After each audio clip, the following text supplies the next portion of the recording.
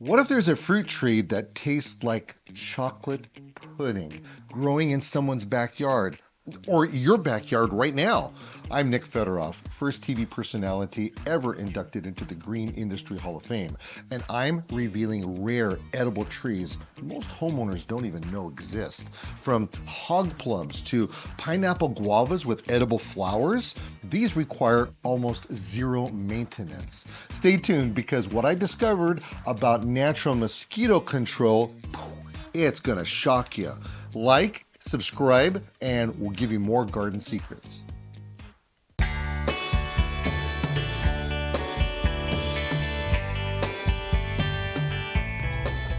So you have wildlife over here, and we have domesticated. This isn't domesticated wild. These are wildflowers. These are wildflowers. Yes. Okay, so those are just wild. These are wild. These are wild. Okay. Well, great. Well, thanks for having me back, guys. Of course. Yeah, I enjoyed our visit last time so much over here. As you know, I was here one time before, like 35 years ago. Who knows how long? It's been a long time. I just know that none of this was this big. It was all little tiny itty bitty stuff like that. You know, I was cute when I was young, and then of course grow up. But then this is what you get over here.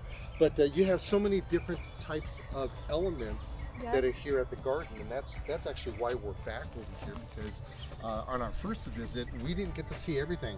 No. And even though you could still come over here to for tours, and you want to bring your schools and your classes and your garden clubs and all that kind of stuff, go to the website. We'll put it on the screen over here.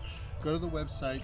You can see exactly everything. In fact, they have a big old building over here that if you wanted to have a wedding, I guess you could have a wedding in there. Huh? Micro wedding would definitely work and out take really pictures well on tractors. That's what I like, man. Yeah, so we also call it the testosterone building because of all the tractors that are inside here. But you have yourself little patches like this, which is really kind of neat because it shows that you can have California native plants and wildflower plants as well that may not be natives that can grow together. That can grow together, exactly. Yes, we have things like lavender, obviously our California poppies. This one is just got planted in. It's a showy pestimon and has such beautiful flowers on it. It's actually a member of the snapdragon family, but it's desert variety, so it goes ahead and it grows within like more clay, more sandy soils and everything. And we have the California poppies. They are absolutely incredible, and they're amazing. Yeah. Now, for the record, you have to grow a regular snapdragon because those are the only flowers that can actually talk to you. You take, you know what I'm talking about? Yeah, you take a picture like Yeah.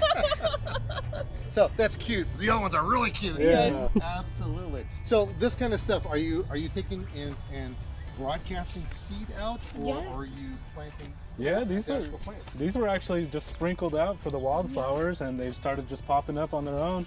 So when I first bought my house, I had zero money, bought a house. I knew I was going to landscape the place, and then I decided I better put an addition on instead. So, but the landscaping was absolutely horrible. So what I did is I pulled everything out in the front yard, killed off the grass, and I took wildflower seeds and I threw them all over the place. Nice. I had a mini meadow in my front yard. It was so cool. Yeah. It took me probably 20 years to kill off the stuff that I didn't want in there. And of course the landscape has changed since then, but it was a really neat thing to do just for that moment, because you know, and then if you got some weeds in there, it's no big deal. No big deal, exactly. And they work as a wonderful ground cover. They provide pollinator habitat, bird habitat. If you listen really closely, you can hear like an orchestra of birds, and it's essentially, you don't need tickets for this. Like it's here and it's available, and we're really into to get closer to the public and have them visit here and learn about this place. And you could take little ideas like this. Yes. Snap a picture. Yeah. Swipe the idea. And take it home and do it in your own garden. Yeah, apply it to yourself. Yeah. Absolutely. Yeah. Okay, where are we off to next? We'll head over. Looks like we're in a zoo over here. Yes. We've got ourselves some giraffes. Some giraffes. Yeah. I went to a place once where a giraffe was painting. Oh, okay. Oh, Yeah. giraffe was painting. I've seen the elephants paint. Oh, is that right? Yeah, I haven't Yes. seen that yet. So I did go to a zoo one time and I got to clean up the pen. That was pretty disgusting. Oh, man. Oh, oh my goodness. So this elephant, we could definitely do that. Oh, Yeah. look at this. They have an inverted tile. This Yes. is a great example of upside down. Yes. Here, where it's, I'm going to get off the tree with you. But this right here is really a lot of fun. Oh, yeah. It's a tire. And, Yes. they take it and they inverted it, painted it up, and you can get yourself a fancy little garden ornament. Yeah, turn waste into something. Yeah, that's really kind of cool. I really love the western thing that you have out here too. Of course, the property is so large. Oh, yeah. Okay, so we have. Watch out for the lantana. Beautiful. It's very aggressive, but it is so beautiful and it attracts so many different pollinators. Yeah. It's, I believe, from the Mediterranean variety, and also it has a very distinct smell. But the swallowtail butterflies absolutely adore it, and you'll see them coming in here, dancing around, prancing, and it's such a sight to behold. Well, you know, when I used to work at a wholesale nursery about 300-400 years ago, and lantana was the go-to plant. Yeah. I hated the smell. Yes. Absolutely hated it. Yeah. But you're sitting there for 8 hours a day watering the plants. You end up getting used to it. Yeah. And then you come to find out that you swipe a leaf off, you release the essence of the oils that are in there, and it's like, oh, it's not too bad after all. Yeah. And you can see why the monarchs and stuff love these plants. Yes. Here's a good example of some pest pressure. Uh-huh. So here on our castor bean, we actually have a bunch of spider mites going on up top. You can see all the webbing. Oh, look at this! Okay, so these are spider mites. Yeah. They're really microscopic, aren't they? Yeah, they're tiny. Yeah, super tiny. Not like an actual spider where it's visible, but So you would use a miticide in something like this? yeah, correct. Yeah. Not an insecticide, but a miticide. Yeah, and a miticide has nothing to do with mufflers. Sorry, So here we're entering our secret garden area. Yeah. You're supposed to whisper. Look how neat this is. You know, I always get a kick out of people's imagination. Mm-hmm. Okay, well, let's take the load off our feet. Welcome to my office. So I'm always getting a kick out of people's imaginations. How did they know they wanted to put a pond right here? And how did they know they wanted to put, let's spend Uber's amount of money. And we're going to get ourselves a hippo. A hippo. There you go. Yeah. And oh, you know what? A hippo needs a baby hippo. Yeah, of course. And hippo needs friends like flamingos. Yeah, exactly. And that kind of stuff is not inexpensive, but it's very doable. I mean, can you see something like this in somebody's backyard? Yes. Oh, yeah. And I think one of a key takeaway with this particular thing is here we have this pond, and here in Southern California, we have a really big problem with mosquitoes. Oh yeah. And a lot of people think, oh, you can't have a pond because of mosquitoes, because you get a frisbee or a toy that gets a quarter inch of water in there. Within a day, a mosquito can take and lay a lot of eggs. Yeah. That's a huge problem. But they're not going to happen right here because the water is moving. Yep. So if you have the moving water, then you could have something like this. Yes. Do I have any fish in there? We do have some fish in there. No way. Some small varieties of goldfish and even mosquito fish. And those are the ones that actually eat the mosquito larvae and everything. Yeah. Now, in this county, do they give those fish away for free? The mosquito fish? I don't believe so. I'm not Okay. sure. So depending on the county that you're at, they will take in, they meaning the department, they do all the vector control. So vector control will, some vector control actually grow the mosquito fish, and if you have water like this, you can get like upwards of 10 of them for free. Oh wow. And Pretty cool. Yeah, you just That's have to pretty cool. call them first to find out, because Yes. those kinds of things change all the time. So Yeah. sometimes it just gets too expensive. Right. They're going to do that. But knowing that you have a QAL, so he's licensed with the state of California as a qualified, it's called a qualified applicator's license. I used to hold the same license at one time. Because I'm not in business any longer, I don't need it like he does. But you have to be careful of spraying around stuff like that. Yeah, exactly. So a lot of pesticides and even fungicides could affect fish. So you have to be very careful whenever there's a pond with fish actively in it to not get any spray or drift into that pond. And we could be talking just a really tiny amount. Really tiny amount, yep. Yeah. Exactly. I did some riparian work many years ago over near Irvine Lake, and we at that time everybody was all about spraying stuff. You didn't worry about it. Yeah. So we had a lot of weeds and stuff, and there was a sister product to Roundup. I don't remember what it's called right now. Okay. But we were allowed to spray, but we had to stay like 2 feet away from it, and we had to spray opposite of where the water is. Right. Got to keep a buffer zone around the area. Yeah.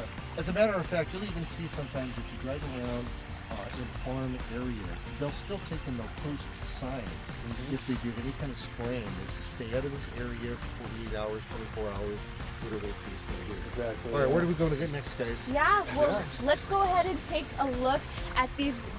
These are actually what we know as knees. They're aerial roots that actually have grown out of the ground. So even if you can't source your own boulders, you can go ahead and get yourself a bald cypress.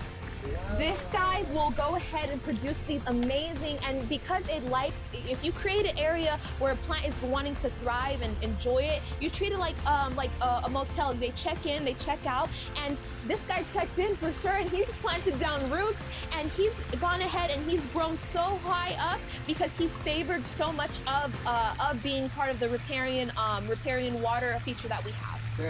Yeah, absolutely gorgeous. Yeah, you would mistake these for boulders, but not boulders. Yeah, these are actually roots that came up. So these trees are more found in like Louisiana swamps. You might have seen in like a movie where there's roots coming up out of the water and there's like a boat kind of sailing by. Yeah, in the bayous. Yeah, exactly. So we got a little mini bayou. Yeah, mini bayou right here. Yeah. Too bad I don't eat gumbo. Yeah. We'll head over to our orchard. Check that out. What do you mean you headed to your orchard? Yeah, everywhere's an orchard. Everywhere's an orchard. Our fruit orchard. Oh, fruit orchard. Yes. Okay, what kind of fruit are we going to see in this fruit orchard? Oh my goodness. Lots of different stuff. We got citrus, we have some pomegranate, we have some tropical fruit trees I'll show you, some stone fruits, different kind, like peaches, plums, and a lot of different stuff to see, mulberries. Okay, and I'm going to tell you right now, one of the things that you need to do is make sure you have a decent pair of shoes while you're walking around here, because nothing is paved. This is all kind of, what do you call it? I'm getting views. We're going this way or that way? We're going this way. We're going that way? Which way? We'll go that way. Okay. We'll make a circle. Sorry, more people are going this way. I see. That's okay. Change my mind. So here's actually one that really requires no maintenance at all. We hardly give it water, very drought tolerant, doesn't require fertilizer. And you get these tiny little berries that pop out. Collect some. Oh yeah, look at that. So they call these hog plum. And it has a very large seed in the middle. You only eat the outside. So it's very little fruit. I'm only going to eat this because I haven't seen any of your beard hairs fall out. Yeah. Yeah, it's delicious. Yeah. Very Sour, much so. sweet. Mm-hmm. Yeah. Across the Nice balance. All right, go finish your show without me. Yeah, okay, something. so you want The darkest color you can darkest find. you can find. Yeah. Oh, goodness, look at I'm throwing more on the ground than anything. Not a whole lot of fruit, but something nice to snack on while you're working. Can you replant this? You can. You could try replanting. The main type is from air layering or cuttings that they produce. Oh, I'm doing on this. Yeah. Yeah, Good stuff. that's a pretty aggressive trunk. Oh yeah. So we're gonna have to stick it in the ground. Yeah. Yeah, you could just take a little piece and stick it into a pot, hope that it roots, apply rooting hormone. How long do you think it's gonna grow for? This tree? In a pot. Oh, in a pot? Could probably be 2 years, 3 years. 2-3 years. And then is that how long it's gonna take to fruit? Well, since it's a cutting, yeah, it will take like about 2 or 3 years. Yeah. If you were starting from seed, it will take longer. Okay, so I've got the seed still in my mouth. Try not to be very rude to you, but over there. But I see in my mouth, kind of hairy around the seed. Yeah. But the flavor is still coming out of it. Yeah, tropical kind of. Oh, I love Yeah. that. What do you call this thing? We call that a hog plum. Come on I know, back. you feel like you're so hungry. Have a pea. These are some of the ones that we've actually grown here ourselves. Sugar snap peas, they are sugar sweet. Hold on a second, I'm digging on this. I know. Take your time. Okay. So this place is our charcuterie board. So are we taking and we're just eating the whole thing? or- Yeah, you eat the whole pot. That's delicious. Really good. And what's really interesting about anything that's in the legume family, it's amazing what happens. They actually put nutrients back into the soil. Yeah. It's nitrogen into the soil. This is a plant. This is actually one of the reasons why the Native American, they have what they call the three sisters. And one of the plants happens to be the Yes, legumes, the to, legumes. to put in there because there's a symbiotic relationship between those three plants. Yeah. Oh yeah. Oh, delicious. We're not getting rid of me. So we got a whole hedge of pomegranates over there. Lots of different Are types they of the red ones or different kinds? or- different kinds, yeah. So here we got citrus, we got some grapefruit, mandarins, Those look like a white grapefruit. yeah, oro blanco. And if you look really closely here, we actually have something, a California native that's actually known as a fiddleneck.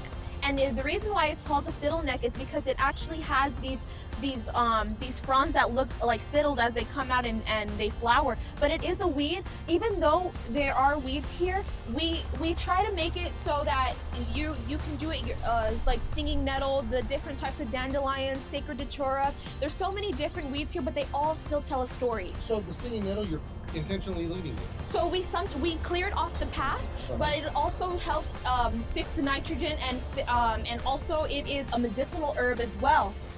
So you got to be careful about this because it is considered a poisonous plant. I've actually done a show one time up in the mountains. It grows in the waterways and, Yeah. and such. Yeah.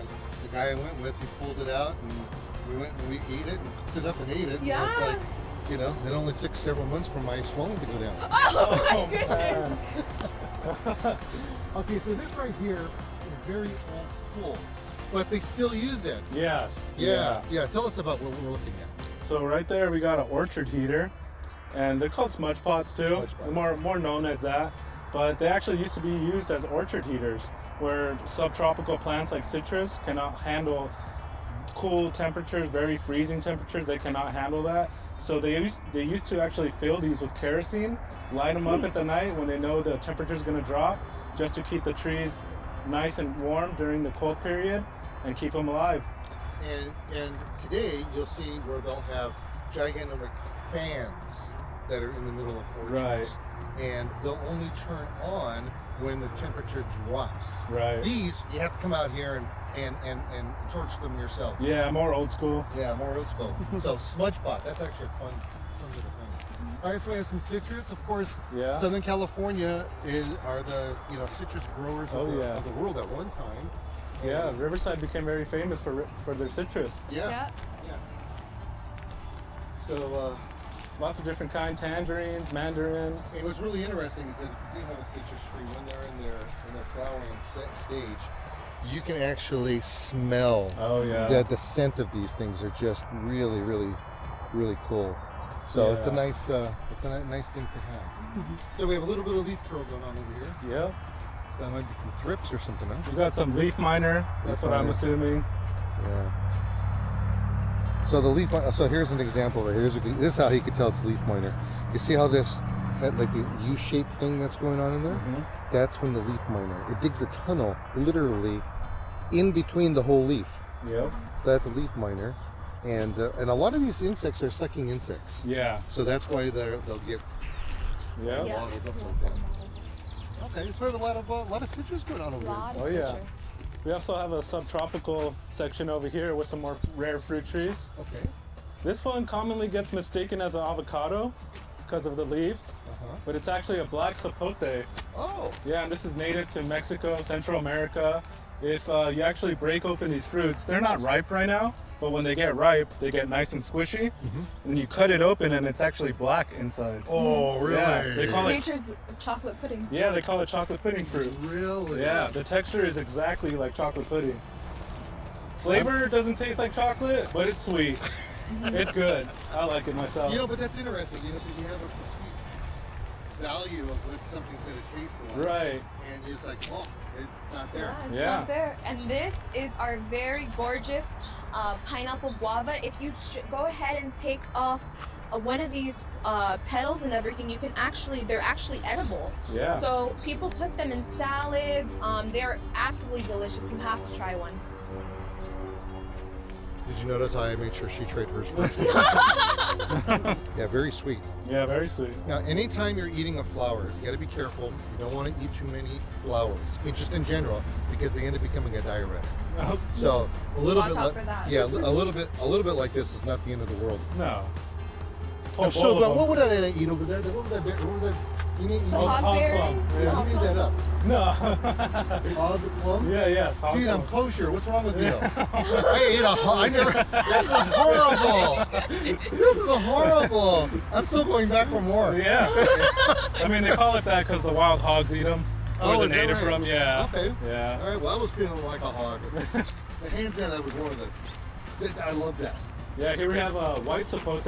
We have the black one over here. Okay, so the inside of this one would be white then. Yeah, exactly. The inside of these ones would be white. Okay. Is this something that you would find in Mexico? Yeah, Mexico, Central America. Okay. And they're actually super sweet. It's almost like a pear, but times 10 on the sweetness. Now, is it going to turn color on the outside? It might turn a little yellow as the tree progresses, as it ripens. But you could pick them off the tree and they'll ripen, and you can just bite into them. Okay. And edible again, stuff. that's another summer fruit. Yeah. Okay. Very good. All right. What else we got out here? We got Got 1 lots minute of left. stuff. We could head over here and show some others. Look at this giant rosemary here. No, not actually rosemary. It's Mini actually tomato. It's a California native. It's and it's almost, it has these little fruits on it that are so similar to tasting like a tomato, and even the shape of a tomato as well. Yeah. So They're mini tomatoes. Wow. they're mini tomatoes. Really? Yeah. So this is the way nature feeds nature. Yeah, nature feeds Yeah, the nature. bees love this bush. Is that right? They're always harvesting on it. Yeah. I don't have my glasses, but I can see what's going on. I can't even see any of the fruit. This is really cool. Now, it looks like we've not even come close to our second trip here on the property to exhaust what you guys have Oh yeah. going on over here. So that being said, I want to thank you guys for ditching out on your regular work that you're supposed to do today. Yeah. Right? But these are the two that'll actually come and give you tours when you're over here. And then, here's the problem. These guys get certifications. And when they get these certifications, they move up to these different levels. We may not ever see them again. So for the immediate time, they're gonna be hanging out over here at the Sims Tree Learning Center. It's so cool to see the progress that I have seen going out through this whole place and how you guys have, from my perspective of what I remember it to your perspective of what it is, and we'll have to see. Maybe we can go into the office and get a picture of the little dots that were on the map that you guys saw, Right. and to how tiny everything is. And if you look at it today, it's a botanical garden. It's amazing. It's just something else. So much success to you guys and Thank to you. the Sim family and to the everybody who works here. You guys do a really, really good job of making sure that our plants are staying healthy. Yes. They're doing what they're supposed to be doing, and you offer the advice for that. And it's just a real nice thing. Good for you. Thank you. Thanks a lot. Okay. Of course. Okay. Can we go to that hoggy tree? What's it Yeah, called again? yeah. Hog plum. A hog plum. Yeah. We could go over there. Yeah, that's what I want. Hi, I'm Nick Federoff, and thank you for joining me here on Things Green, where I give you a wealth of information, whether it's gardening, sustainability, we could be talking about construction stuff, we've even been to airports. You just never know where we're going to end up, but I can guarantee you this much, we have information and ideas for you that you can use for your lifestyle, and at the very least, talk about it around the water cooler. That's me with me, Nick Federoff, here on Things Green. I can't believe this episode of Things Green has ended. Thanks for joining us. And don't forget to tell your friends you watched.